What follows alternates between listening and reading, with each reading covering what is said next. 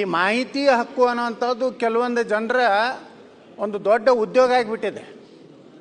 ಈಗ ಅವ್ರು ನೋಡಿಬಿಟ್ರೆ ಅವರ ಮನೆ, ಅವರ ಕಾರು, ಅವರ ಅಂತಸ್ತು ನೋಡಿದ್ರೆ ಎಲ್ಲ ಅಧಿಕಾರಿಗಳನ್ನು ಬ್ಲ್ಯಾಕ್ಮೇಲ್ ಮಾಡೋದು, ಜನಪ್ರತಿನಿಧಿಗಳನ್ನು ಬ್ಲ್ಯಾಕ್ಮೇಲ್ ಮಾಡೋದು, ಇದೊಂದು ಕಾಂಟ್ರಾಕ್ಟರ್ಗಳನ್ನು ಬ್ಲ್ಯಾಕ್ಮೇಲ್ ಮಾಡೋದು ನಿರಂತರವಾಗಿ ಈ ಮಾಹಿತಿ ಹಕ್ಕು ಅನ್ನೋಂಥದ್ದನ್ನು ದುರುಪಯೋಗ ಇವತ್ತು ರಾಜ್ಯದಲ್ಲಿ ಭಾಳ ಆಗ್ತಾ ಇದೆ.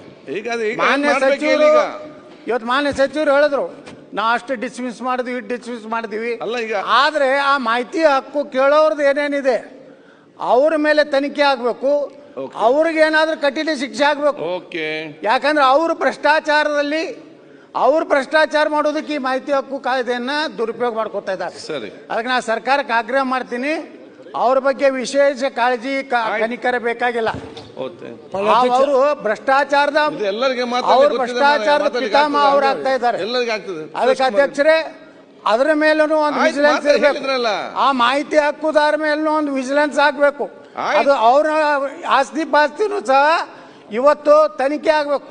ಅಂದಾಗ ಅವ್ರು ನಿಜವಾಗಿ ಮಾಹಿತಿ ಹಕ್ಕುದಾರರು ಅಥವಾ ಸರ್ಕಾರವನ್ನ, ಅಧಿಕಾರಿಗಳನ್ನ, ರಾಜಕಾರಣಿಗಳನ್ನ ಬ್ಲ್ಯಾಕ್ ಮೇಲ್ ಮಾಡುವಂತ ಮಾಹಿತಿ ಹಕ್ಕುದಾರರು ಬಹಳ ಆಗಿದ್ದಾರೆ.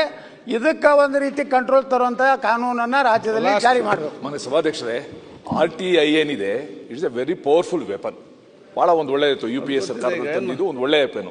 ಸಜೆಷನ್ಸ್ ಆರ್ ಅನ್ಫಾರ್ಚುನೇಟ್ಲಿ ಮಾಹಿತಿ ಹಕ್ಕುದಾರರ ಕಾರ್ಗಳನ್ನ ನಾನು ನೋಡ್ತೀನಿ.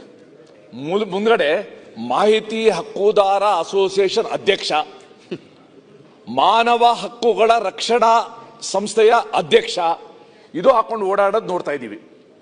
ಮಾಹಿತಿ ಹಕ್ಕು ತಗೊಳ್ಳುವಾಗ ಅವನಿಗೂ ಏನಾದ್ರು ಒಂದು ಕಾರಣ ಇರ್ಬೇಕು, ಬಲವಾದ ಕಾರಣ ಇರ್ಬೇಕು. ಈ ರಸ್ತೆ ಸರಿ ಇಲ್ಲ, ಹಾಕ್ಲಿ.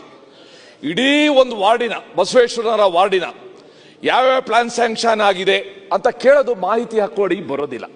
ಸೊ ಅದಕ್ಕೋಸ್ಕರ ತಾವು ಇದನ್ನು ಯೋಚನೆ ಮಾಡಿ, ಅವನ್ ಏನಾದರೂ ಒಂದು ಕಾರಣ ಇರಬೇಕು. Quality of road, quality of bridge, quality of building ಕೇಳಿ ಸರ್ಕಾರದ್ದು. ಬಟ್ ಯಾರ್ಯಾರೋ ಒಂದು ಮನೆ ಕಟ್ತಾ ಇರೋ ಆ ಪ್ಲಾನ್ ಎಲ್ಲ ಕೊಡಿ, how can you ask? So ಅದಕ್ಕೋಸ್ಕರ ಆ ರೂಲ್ಸ್ ಮಾಡುವಾಗ ಅದೇನೋ ಪರಿಶೀಲನೆ ಮಾಡುವಾಗ ಇದನ್ನು ಸ್ವಲ್ಪ ಗಮನ ತಗೊಳ್ಳಿ.